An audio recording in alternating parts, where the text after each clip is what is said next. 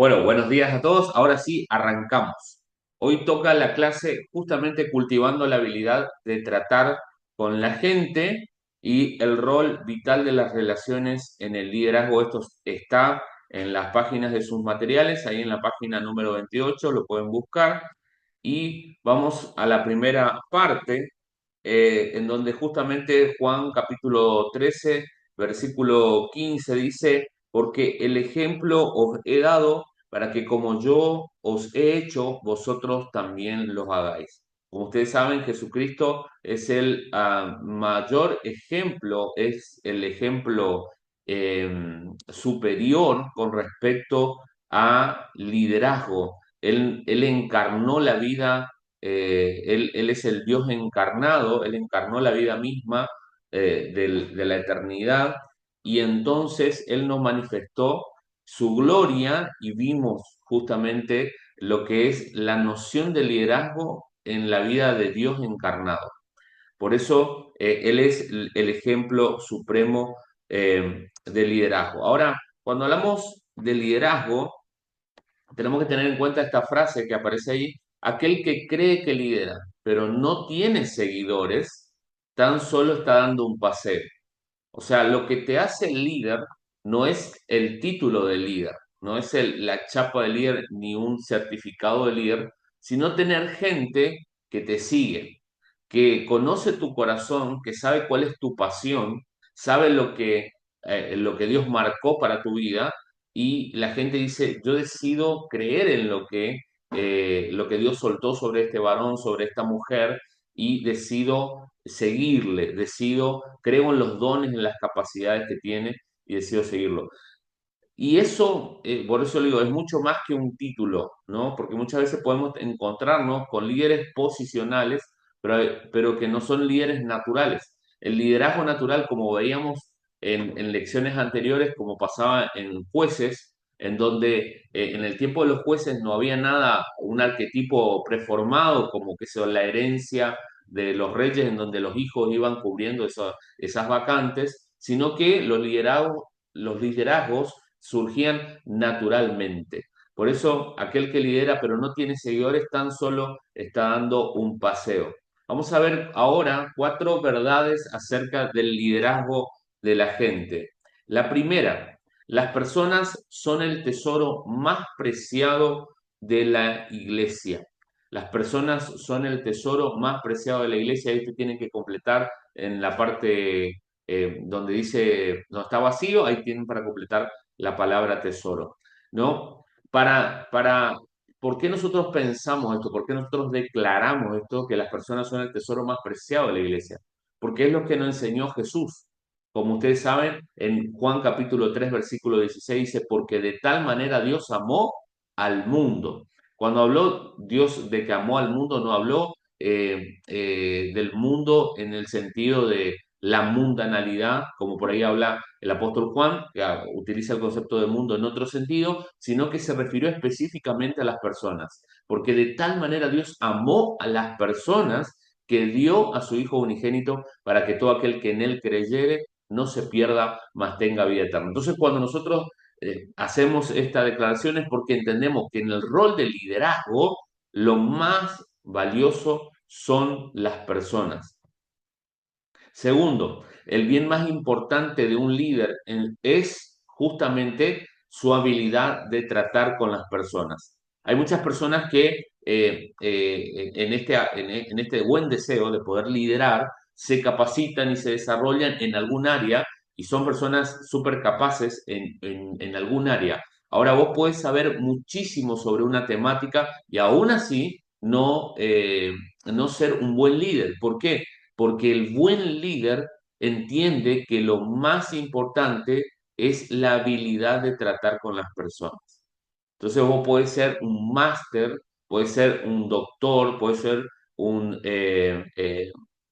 hay una terminología en Estados Unidos para los doctores, no me acuerdo ahora, era algo de eh, eh, bueno, ya me voy a recordar, en donde vos podés tener el título más grosso o más importante sobre una temática, pero aún así no tener desarrollada la habilidad de tratar con las personas. Y liderazgo tiene que ver con esto. Esta es la faceta más importante, por eso creo que esta clase, la clase número 5, es una de las más importantes de las 6 clases del entrenamiento de liderazgo. Tercer punto, un buen líder puede liderar varios grupos porque el liderazgo se trata de personas. Totalmente de acuerdo. Cuando un líder aprende que lo más valioso son las personas, un líder puede liderar cualquier área, cualquier grupo, porque entendió cuál es la esencia de la cuestión. Hay que amar a la gente. Cuarto, usted puede tener habilidad para tratar con las personas y no ser un buen líder. Atenti con esto. Pero no puedes ser un buen líder sin tener habilidad para tratar con las personas. Ahora, hay mucha gente que tiene lindo carisma, ¿no? Hay mucha gente que tiene lindo carisma y de repente tiene, tipo Roberto Carlos, 1 millón de amigos. Pero no implica de que vos seas Roberto Carlos o que tengas 1 millón de amigos que seas un buen líder. Ahora, es imposible a la inversa, de que vos seas un buen líder y no tengas la habilidad de tratar con la gente. Avanzamos. Lucas capítulo 10, versículo 30 al 37 es una porción bíblica en donde justamente Jesús va a hablar de la historia del buen samaritano. Eh, Seguramente muchos lo conocemos. Si no, pueden ustedes ir al material o pueden ir a la Biblia y buscar y leer. Jesús hace la pregunta de ¿quién es mi prójimo? Y justamente lo que hace Jesús es enseñar que las relaciones y el ministerio no están circunscripto a un círculo inmediato de amigos. Es decir, que lo que Jesús estaba enseñando es el valor de los vínculos de las personas que no están enfocados, que no están encerrados solamente a mi círculo de amigos. Cuando hablamos de liderazgo, estamos hablando de salir de la circunscripción del recuadro de las personas cercanas que tengo y empezar a vincularme de una manera más amplia. Jesús enseñó justamente que las relaciones son más importantes que muchas actividades espirituales que practicamos, como dice justamente Mateo 5, 23 y 24, allí en el Sermón del Monte. Ahora, es interesante porque cuando Jesús va a tomar esta historia del buen samaritano, va a ver de que la gente va a tratar a los demás como se ve a sí misma, la manera en cómo se ve a sí misma las personas y a otros es la manera en cómo usted va a servir a la gente. Jesús justamente va a ver ahora en la historia del buen samaritano la persona que le hace daño al prójimo, la persona que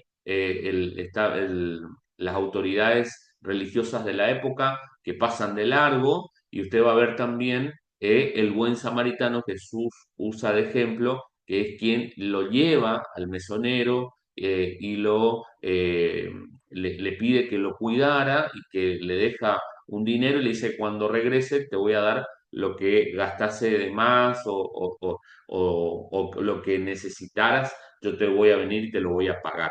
Es interesante eso porque vamos a ver en esa historia cómo cada uno trató a esta víctima, a este prójimo, de diferente manera, de acuerdo a cómo vio a la persona. Bueno, nosotros también, nosotros servimos a los demás, nos vinculamos con los demás de la manera de cómo vemos a los demás y cómo nos vemos a nosotros mismos. Por eso es muy importante que ahora podamos nosotros reflexionar en cómo nosotros vemos a los demás y cómo nos vemos a nosotros mismos. Los ladrones, que fueron los que primero tuvieron vínculo en esta historia con esta víctima, vieron a esa persona como una persona para ser usada. Vieron que esta persona tenía algunas pertenencias probablemente que ellos la querían. Ellos querían para ellos mismos, ¿no? Entonces usaron a esa persona como una herramienta para alcanzar sus propios objetivos. Por lo tanto, lo que hicieron fue manipularla.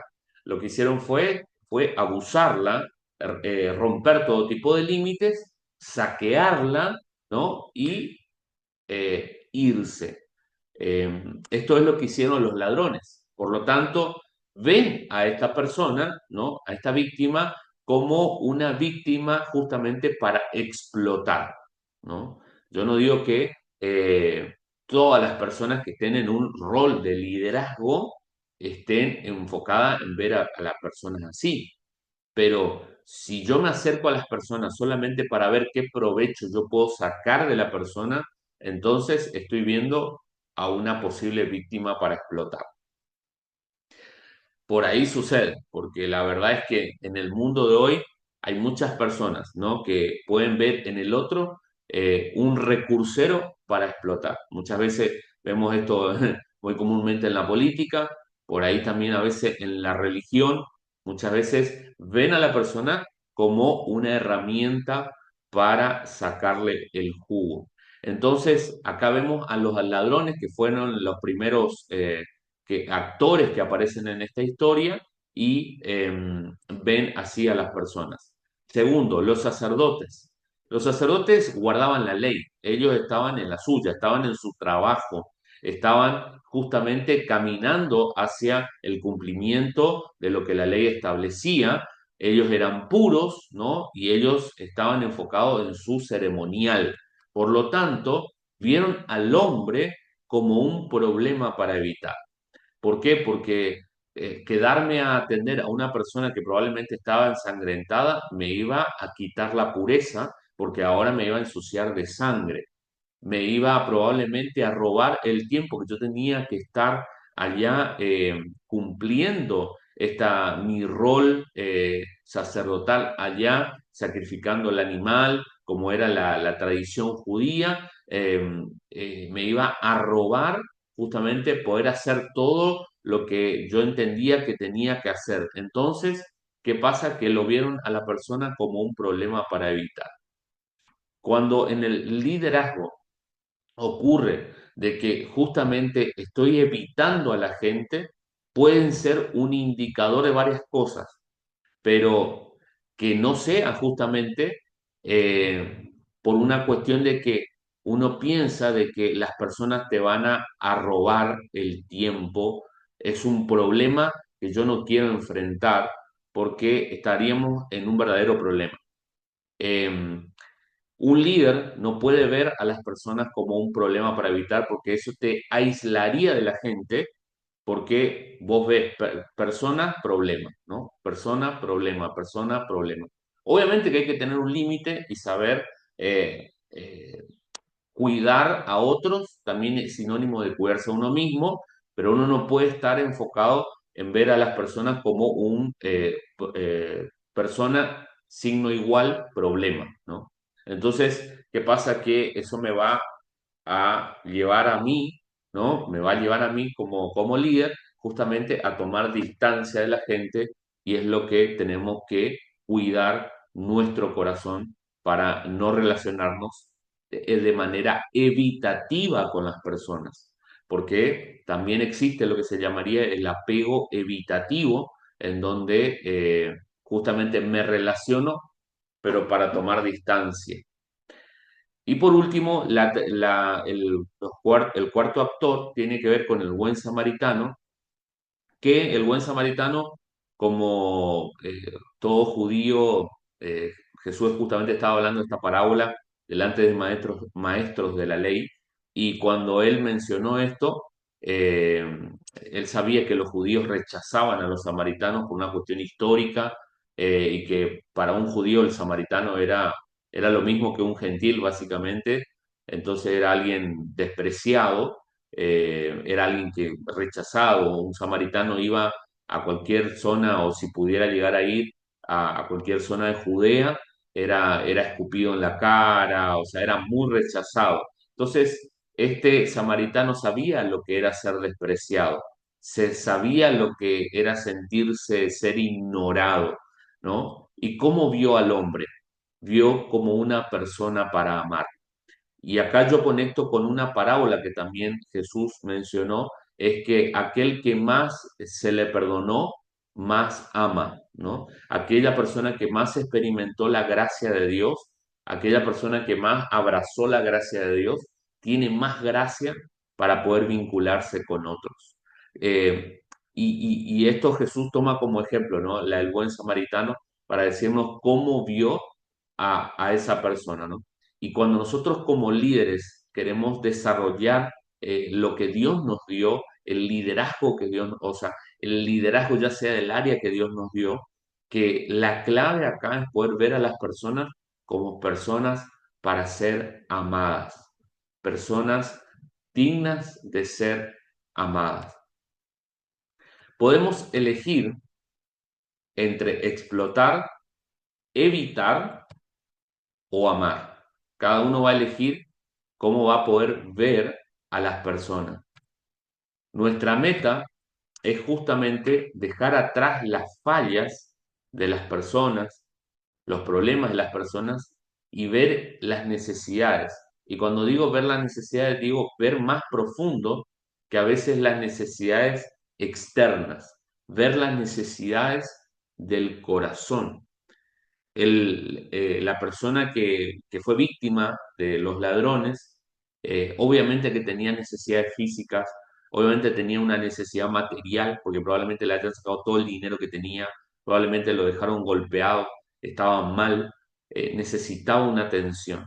Pero creo que lo que más le sanó probablemente a esta persona que fue víctima de ladrones fue la actitud de amor que obviamente se materializó con hechos, pero la actitud de amor, de entregar sus recursos, de entregar su tiempo, de ir hasta a generar los contactos, los vínculos y las relaciones para llevarla hasta el mesonero, dejar en garantía su palabra de que iba a regresar y al dejar esa garantía, lo que estaba diciendo es, mira, yo vuelvo, al mesonero y cuando vuelvo te pago todo lo que falta. Entonces, esa muestra de amor probablemente a esta persona que fue víctima no le dejó igual de ninguna otra manera. Ahora, probablemente la víctima iba a tener dos historias para recordar. Una es la que me robaron, me lastimaron, me sacaron todo lo que tenía y la otra es me encontré con una persona que pagó por mí, que curó mis heridas, que me llevó hasta un lugar de resguardo y que encima le prometió a la persona que me estaba cuidando que le iba a pagar todo lo que estaba haciendo por mí. O sea, cada uno ya, ahí ya la víctima iba a tener la opción de elegir con qué parte de la historia se iba a quedar. Cristianismo es relación o es relaciones, ¿no? Eh, Utilizo más el plural acá, justamente porque relación no es algo singular en sí, sino que la relación tiene que ver con algo plural. Ya desde el principio, cuando Dios creó, Dios nos creó justamente porque Él quería tener una relación con nosotros. Entonces, por eso toda la ley y los profetas se reúnen justamente en el gran mandamiento, que es amarás al Señor tu Dios con todo tu corazón y a tu prójimo como a ti mismo. Por eso una relación vertical con Dios y una relación horizontal con personas, ellos sabrán que somos cristianos. Cuando está hablando de ellos, está hablando justamente de aquellos que no conocen al Señor, aquellos que aún o tal vez conocieron una religión pero no conocen a Cristo. ¿Cómo ellos van a saber que nosotros somos hijos de Dios y que somos cristianos? Justamente por las relaciones de amor. Y ahí en Juan capítulo 13, versículo 33 y 34, dice, y conocerán que ustedes son mis discípulos en que se aman unos a otros. Ahora, ¿cómo yo puedo amar al otro? Bueno, arrancando con Dios. ¿Por qué? Porque nosotros amamos a Dios porque Él nos amó primero. El amor no es una genética humana. El ser humano no ama por naturaleza. El ser humano usa, explota, evita por naturaleza, pero no ama. ¿Por qué? Porque el amor viene de Dios. Entonces, cuando nosotros nos llenamos de Dios, producto de que Él lo hace por su gracia en nosotros, nosotros ahí podemos empezar a amar a Dios en primer lugar y también amar al prójimo, amar a las personas que tenemos al lado nuestro. Y ahí la gente va a conocer que realmente somos hijos de Dios y que hemos recibido un amor de parte de Dios. Avanzamos. Ahora vamos con una pregunta para la reflexión. Piense en las personas que en su vida son más difíciles de amar. ¿Sí? Piense por un momento cuáles son las personas más difíciles de amar en su propia vida. ¿Por qué son difíciles de amar? ¿Cómo las vemos? Segunda pregunta, ¿cómo puede usted empezar a ver a la gente de la manera que el samaritano vio a aquel hombre? Son dos preguntas interesantes, las que veíamos recién, justamente para poder profundizar, ¿no? Eh, Amar cuesta, ¿no? Porque la pregunta es, ¿quiénes son las personas más difíciles de amar, ¿no? Amar cuesta, yo creo que sí. Si no, la cruz no sería la muestra más grande de amar, del amor. Y en la cruz vemos la expresión plena, completa de amor de un Dios por la humanidad. Por eso amar sin cruz no es amar. Eh, Entendemos que amar es justamente dar la vida por otros. Por eso realmente Dios nos enseña a amar cuando nos expone a liderar, cuando nos expone a relacionarnos con otras personas. Dios nos desafía a amar. Y acá entendemos que es un punto clave porque el líder que no desarrolla el amor no puede ser efectivo en su liderazgo. ¿Sí? Y muchas veces Dios te va a exponer a vínculos en donde sea un desafío amar, ¿no? Dijo Jesús en el Sermón del Monte, ¿qué mérito ustedes van a recibir si ustedes aman a aquellos que le aplauden, a aquellos que los aman, a aquellos que le hacen regalitos? ¿Cómo ustedes no van a amar a todas esas personas? Ahora, mérito realmente merecen recibir aquellos que aman a los que son sus enemigos, a los que los persiguen, a los que los calumnian, a aquellos, bueno, ahí vas a ser reconocido por ser una persona que ama cuando amas a esas personas. Es interesante lo que decía Jesús en el Sermón del Monte, porque nos ayuda justamente a entender cómo este buen samaritano se vinculó. Él no vio un provecho para sacar de esta víctima, él no vio un problema para evitar, sino que vio una persona para ser ayudada y ser amada. Cristianismo es relación. A la gente, escuchar esto que dijo el doctor John Maxwell, es una persona experta en liderazgo. Más allá de eso, es un cristiano, es un hijo de Dios. Y él dijo, a la gente no le importa mucho cuánto usted sabe, cuánto usted aprendió de liderazgo en el entrenamiento de liderazgo. A la gente no le importa eso, hasta que saben cuánto usted se interesó por él. Cuando las personas saben que hay un sincero, hay un franco, hay un desinteresado amor por ellos, ahí la gente empieza a interesarse por lo que vos sabés. Entonces, más importante que lo que vos sepas o lo que yo sepa, tiene que ver con cuánto yo me interese por la gente. Una vez que yo ame y yo me interese por la gente va a abrir la puerta, va a girar la llave y te va a dar apertura para que vos puedas expresarle lo que vos puedas llegar a saber, lo que vos pudiste llegar a aprender. Pero no vayas por la idea de querer enseñar a la gente sin que la gente entienda que primero vos la amás, vos estás interesada por ella. Es muy impactante esta frase, podemos seguir profundizándola, pero vamos a avanzar. Avanzar ahora. Allí en sus materiales usted tiene para completar justamente en la página número 29. En la parte inferior dice una definición de liderazgo espiritual, ahí usted tiene para completar, es aquel que asume responsabilidad por la salud y el desarrollo de sus relaciones. ¿Sí? Repetimos, esta definición de liderazgo espiritual se trata de aquel que asume una responsabilidad por la salud y el desarrollo de sus relaciones. Es decir, que el liderazgo del Espíritu, el liderazgo de Dios, el liderazgo divino, es aquella justamente que se enfoca en la salud y en la fructificación, en el desarrollo de las relaciones y de los vínculos. Eh, ¿Querés ver un buen líder? Es alguien que está enfocado en ver cómo mejorar los vínculos, cómo sanar las relaciones, cómo desarrollar las relaciones, cómo explotar al máximo los vínculos con las personas. Obviamente desde el amor, desde el interés de poder hacer la voluntad de Dios. Avanzamos. Cuatro palabras para ilustrar los roles de los líderes o del liderazgo.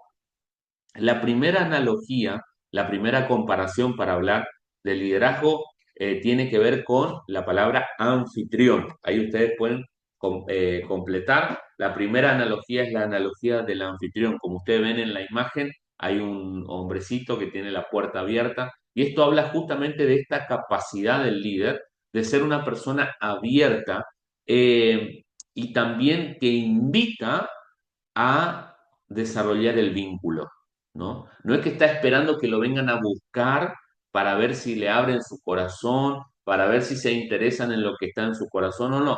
El líder lo que hace es toma la iniciativa para justamente abrir la puerta de su corazón, abrir la puerta de su casa, abrir la puerta de el diálogo. O sea, inicia, ¿no? Arranca justamente desde esta actitud anfitriona. Segundo, vamos con la página que sigue, la analogía del doctor. Conforme nosotros intentamos discernir la necesidad de la gente, hagamos las preguntas hasta que discernamos o tengamos discernimiento de su situación. El líder tiene esta capacidad de poder preguntar más que tener las respuestas a todo, ¿no?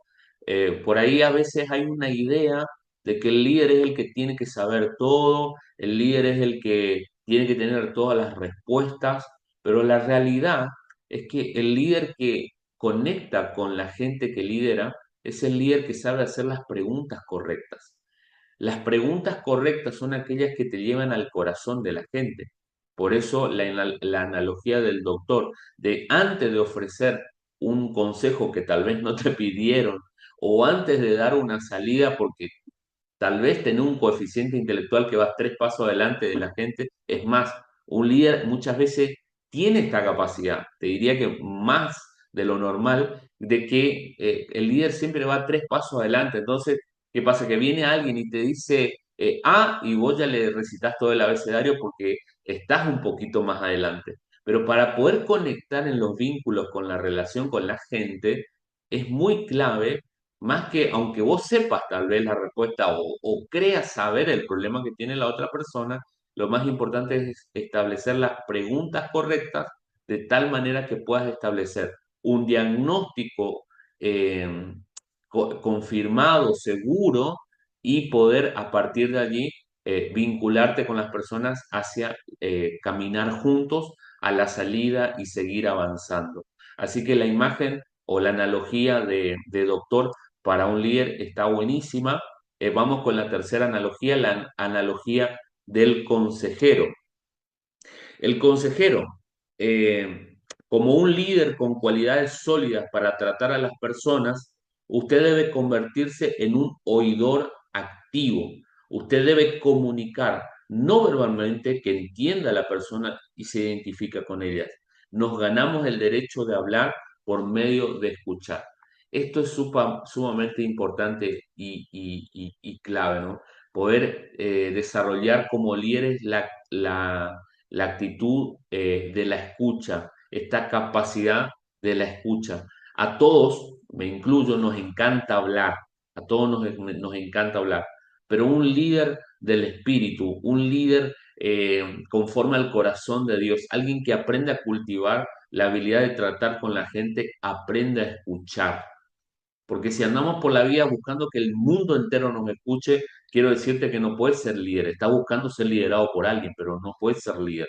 Porque el líder es alguien que, como el consejero, aprende a escuchar. No es que nunca habla, pero aprende a escuchar. Aprende a escuchar con el corazón, de manera activa y de manera empática, de tal manera que la otra persona comprende de que vos la entendiste, comprende de que vos te interesaste en lo que había en su corazón y por lo tanto ahora lo que le estás hablando, la otra persona te lo escucha. ¿Por qué? Y porque me está respondiendo conforme su amor, su interés, porque me escuchó primero.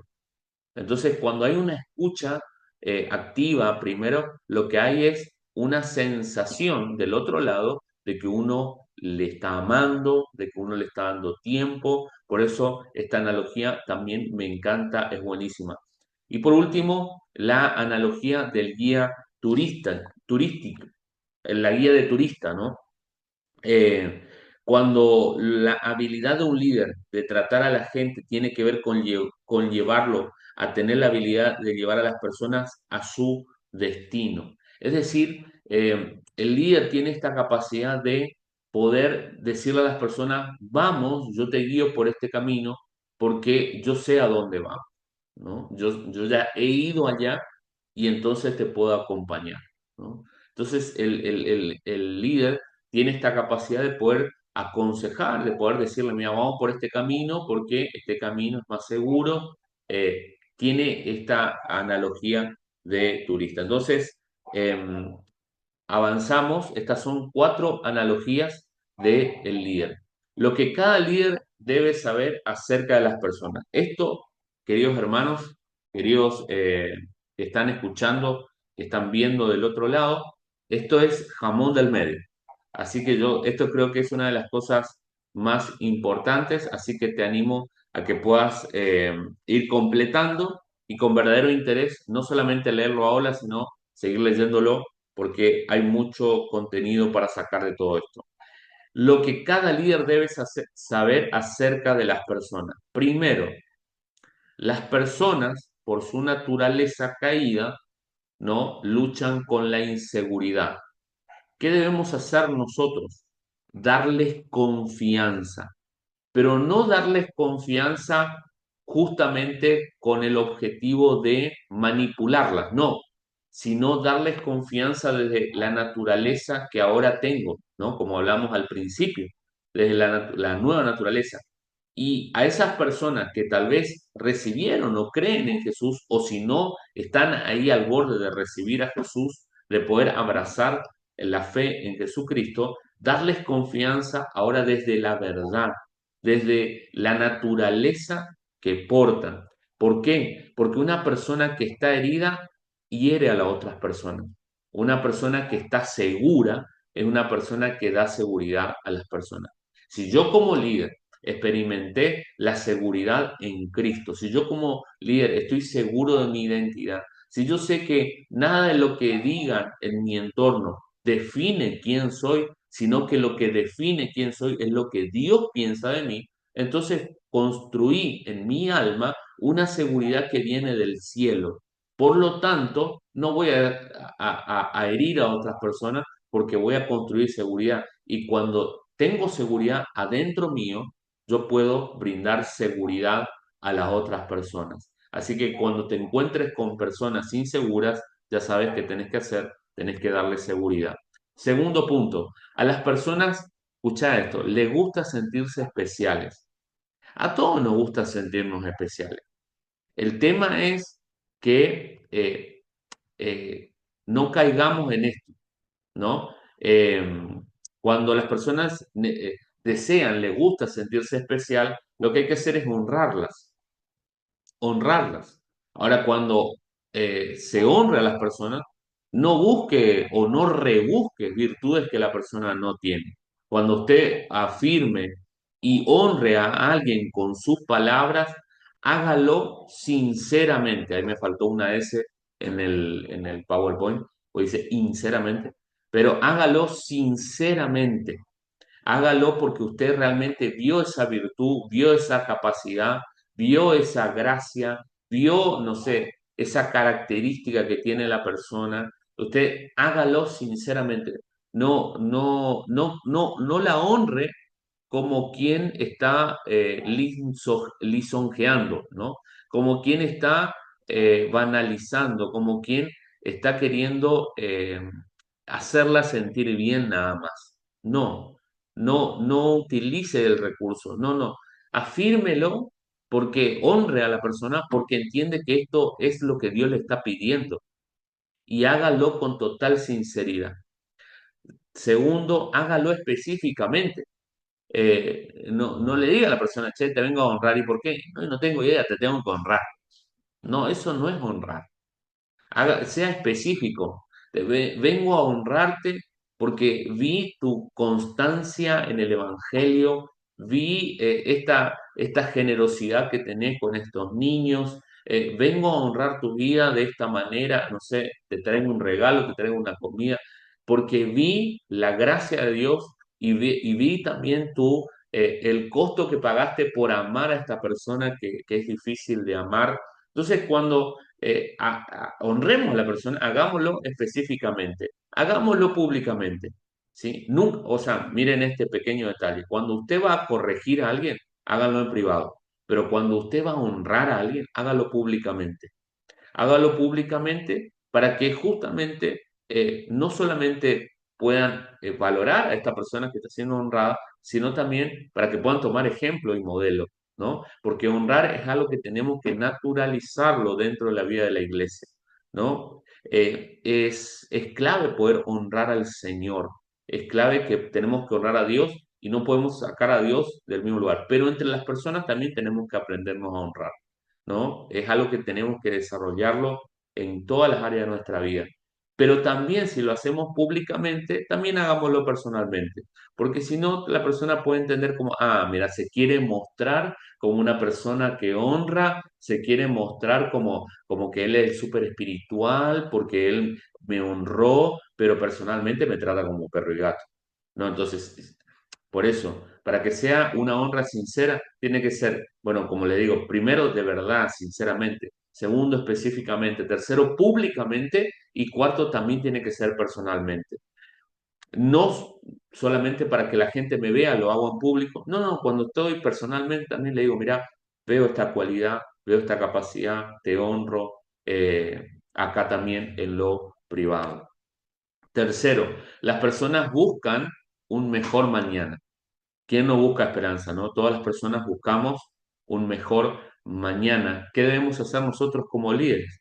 Darles esperanza. Y en eso, si hay algo que a Jesús lo caracteriza, es esta capacidad. Como decía justamente Juan capítulo 14, no se entristezca vuestro corazón, crean en Dios, crean también en mí, porque tengo que ir a la casa de mi padre, en la casa de mi padre muchas moradas hay, es necesario que esas moradas sean levantadas, porque así como yo voy, también regresaré, me tomaré a mí mismo, donde yo estoy, ustedes también van a estar. Jesús dándole esperanza a sus discípulos en un momento tan complicado, porque él estaba anunciando su muerte, él estaba anunciando todo lo que iba a pasar, la gente estaba con una moral bien baja, estaba bastante desanimada, pero lo que sucede es que Jesús comienza a dar esperanza. Un líder conforme al corazón de Dios es alguien que justamente le da esperanza a la gente, le brinda esperanza, ¿no? Y en eso tenemos que estar muy, o sea, buscarle al Señor y pedirle, Señor, dame palabras de esperanza para aquellas personas que están a mi alrededor y que necesitan escuchar de que hay un mañana mejor. Una esperanza no basada en el emocionalismo, no. Una esperanza basada en la verdad del Señor. La clave para hoy es creer en el mañana. Todo líder justamente efectivo trabaja con esto, porque un líder sabe que Dios le dio una palabra, sabe que tiene un diseño y sabe que a futuro esto es lo que Dios quiere levantar, esto es lo que Dios quiere justamente construir. Y entonces, ¿qué hace el líder? Va trabajando en la esperanza de la gente que está discipulando, que está guiando, que está liderando, para que puedan ver el mañana y decir, acá tenemos que llegar. Entonces, la foto del mañana es la esperanza del hoy, ¿no? La foto del mañana es justamente el ánimo que necesitan para seguir avanzando. Cuarto, la gente necesita ser entendida, ¿no? La gente necesita ser comprendida. ¿Qué tiene que hacer un líder? Escuchar, ¿no? Y usted sabe que Dios nos dio dos oídos, ¿no? Y una boca para justamente escuchar el doble de lo que hablamos. Para hacer conexión con otros es clave entender las llaves de su corazón. Y para entender cuáles son las llaves de su corazón, tengo que ir a esa gente que estoy liderando. ¿De qué habla? ¿Cuáles son sus intereses? ¿No? ¿De qué se lamenta? ¿Qué es lo que está soñando? ¿Cuál es su razón de alegría? ¿No? ¿Qué está planificando? Todas esas cosas como líder tengo que estar sabiendo, porque como líder, más allá de poder ayudarlo a concretar sus sueños, lo que está proyectando, entiendo que mi razón de liderazgo también tiene que ver con esto. Mi razón de liderazgo es que pueda desarrollar todo lo que Dios depositó en esa persona, los sueños que Dios puso. Quinto, la gente necesita dirección. La gente quiere saber a dónde tiene que ir, pero muchas veces no sabe. Por eso la gente necesita dirección y nosotros, ¿qué necesitamos? Navegar por ellos. Nosotros necesitamos ir a la vanguardia, necesitamos ir en primer lugar y decirle, miren, por acá es el camino. La mayoría de las personas pueden navegar el barco, pero en cambio el líder ayuda a visualizar el curso. Como ustedes saben, como todos sabemos, no cada persona es libre de tomar sus propias decisiones, pero muchas personas necesitan que alguien les escuche y que alguien le diga, miren, acá es el camino, ¿no? Este es el camino, esta es la verdad, esta es la vida. Necesita alguien que le oriente para que las personas que si bien tienen el volante de su auto en sus manos, de su vida, ¿no? Si bien tienen el timón del barco de su vida, necesitan a ese líder que le diga, mira, acá es el camino. Por eso la gente necesita dirección y usted debe ser clave, usted ya lo es, para que le diga, mire, acá, por acá es el camino, por acá hay que avanzar. Los líderes deben saber el camino, deben ir en el camino y deben mostrar el camino, ¿no? Tres frases para profundizar. Sexto, la gente está necesitada, ¿no? Eh, Hay, como digo, necesidades reales y hay necesidades sentidas, pero la gente está necesitada, sea el tipo de necesidad que sea.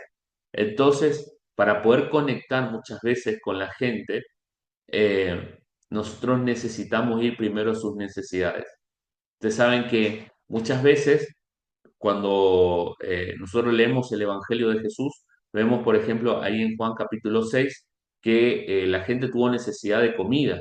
Jesús hace el milagro de los panes y de los peces y se alimenta a 5.000 hombres, es decir, a razón más o menos de unas 20.000 personas, y la gente después comienza a seguir a Jesús y la gente sigue a Jesús al otro día y le dice, yo sé por qué ustedes me siguen, porque ustedes tuvieron hambre en su panza y yo les di de comer, pero quiero decirles que aquí hay un pan mayor y tenía que ver con que él era justamente el maná del cielo, que él era justamente el pan de vida, ¿no? Que ellos necesitaban.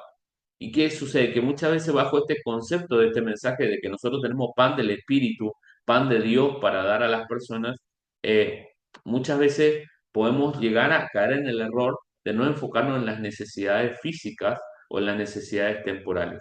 Si bien nuestro enfoque no tiene que estar en resolver necesidades temporales, la verdad es que muchas veces son herramientas para poder llegar al corazón de la gente. Entonces, a veces puedo resolver una necesidad temporal o ayudarla a ver a la persona cómo resolver esa necesidad temporal momentánea y a partir de allí conectar con justamente la verdadera necesidad. Por lo menos los que somos hijos de Dios entendemos que la verdadera necesidad es Cristo, que es el que vino a dar vida. Porque si una persona puede tener una necesidad física, una enfermedad, la persona puede que Dios haga un milagro y se sane esa persona de ese cáncer, de ese problema físico o de ese problema económico o de ese problema matrimonial, pero esa persona va a morir y la pregunta es dónde va a ir, ¿no? Y a veces alivianamos esa realidad, pero es más que dónde vas a ir después que morís. Tiene que ver con cómo vivís acá en esta tierra. Si vas a vivir bajo los estándares o bajo la vida del espíritu o vas a vivir bajo eh, solamente la cultura de este mundo, bajo los principios de este mundo, resolviendo problemas temporales. Ustedes saben que muchas veces me encontré con liderazgos y ministerios que se enfocan solamente en eso. Y entonces parecen, en vez de iglesia, parecen más un ministerio de desarrollo social, ¿no? Del gobierno. Parecen más con todo respeto se lo digo esto, ¿no? Con toda seriedad y con todo cariño, justamente que nosotros no caigamos en eso. Entendemos que la gente está necesitada y debemos hablar primero de sus necesidades.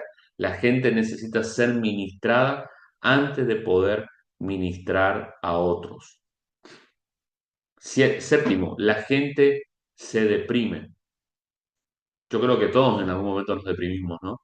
Tenemos nuestro... ¿Por qué? Porque nuestra alma tiene esta eventual circunstancia de que está influenciada a veces por el contexto externo o interno. Entonces, ¿qué debemos hacer nosotros como líderes? Debemos dar ánimo a las personas. La palabra ánimo justamente viene de neuma, viene de aire, ¿no? La palabra entusiasmo también viene de enteos, en Dios, ¿no? Alguien que tiene ánimo es alguien que está lleno de Dios.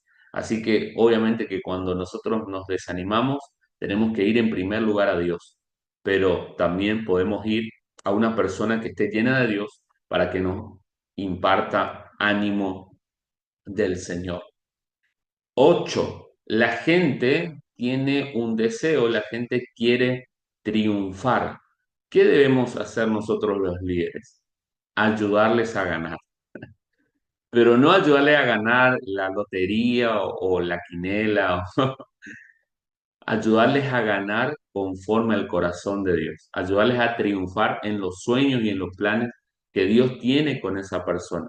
Porque muchas veces, así como la gente quiere triunfar, muchas veces Dios también es especialista en frustrarnos en aquellos planes y sueños que Dios no estaba apoyando o que Dios veía que aunque tal vez Él quería hacer eso, pero nuestro corazón todavía no estaba alineado al corazón de Dios. Entonces Dios nos frustra.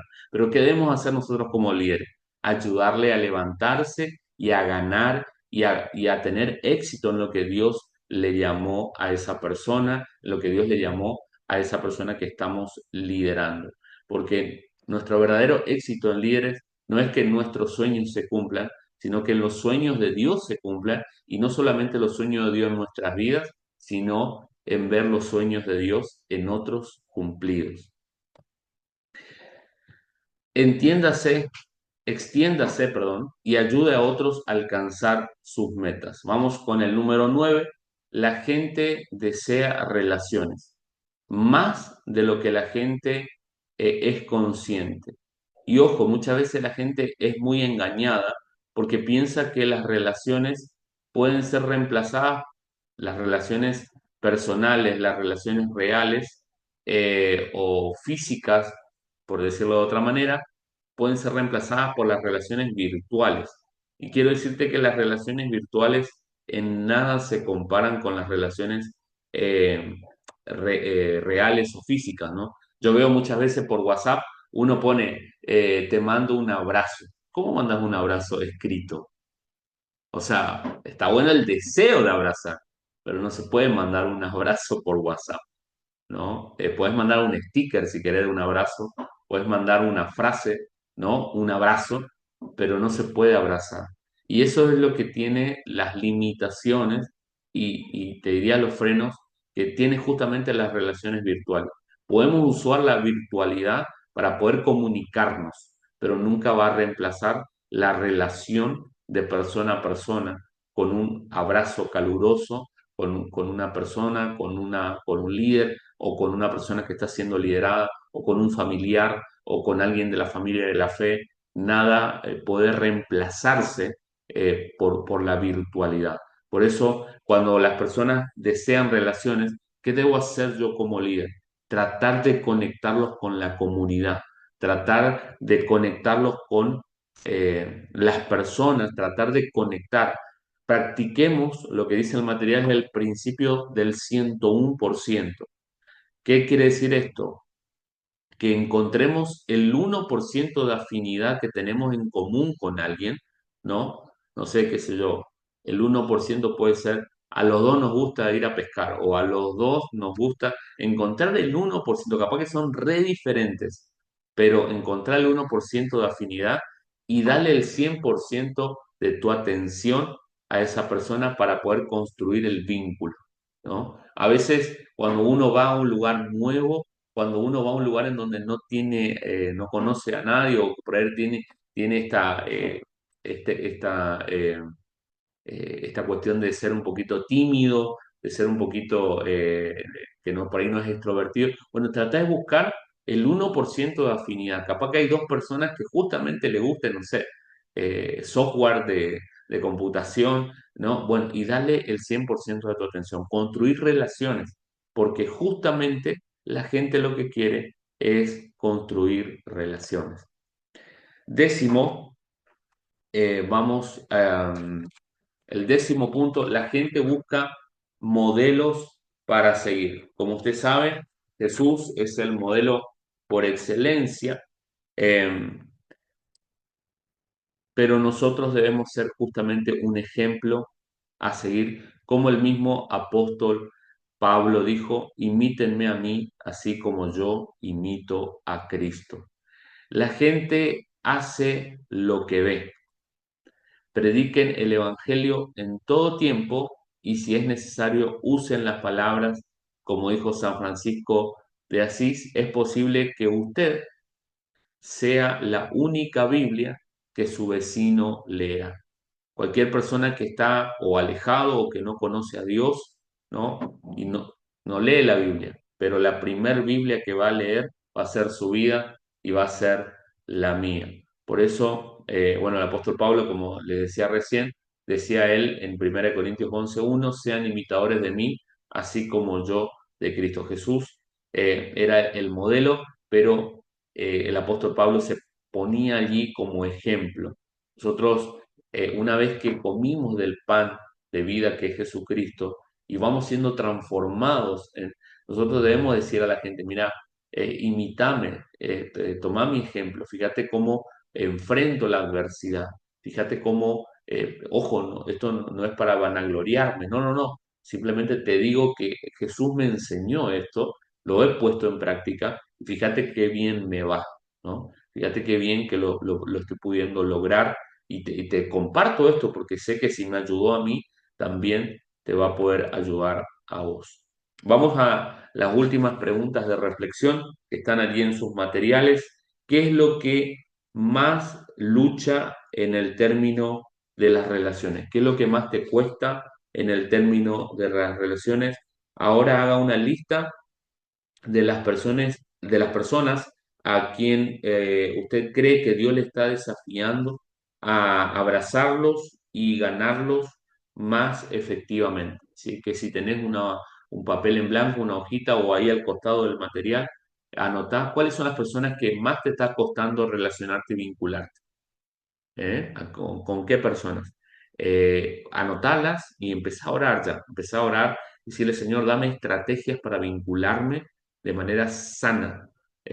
Obviamente, si la persona es una persona ya muy enferma en la mente, bueno, orar porque Dios haga un milagro, pero de lo que compete de vos, Señor, yo no quiero enredarme, no quiero caer en la carne, no quiero hacer nada fuera de tu voluntad. Señor, ayúdame a relacionarme con las personas y aún con las más difíciles, aún con aquellas que son más difíciles de amar, porque sé que vos me estás enseñando a amar a través de estas personas? Y por último, ¿cómo puede usted empezar a triunfar en estas batallas y hacer conexión con estas personas? Bueno, ahí están las preguntas en el material, ustedes pueden ir contestando. Bueno, fue la clase del día de hoy, fue un pantallazo de la clase número 5 que tiene que ver con cultivar la habilidad de tratar con la gente.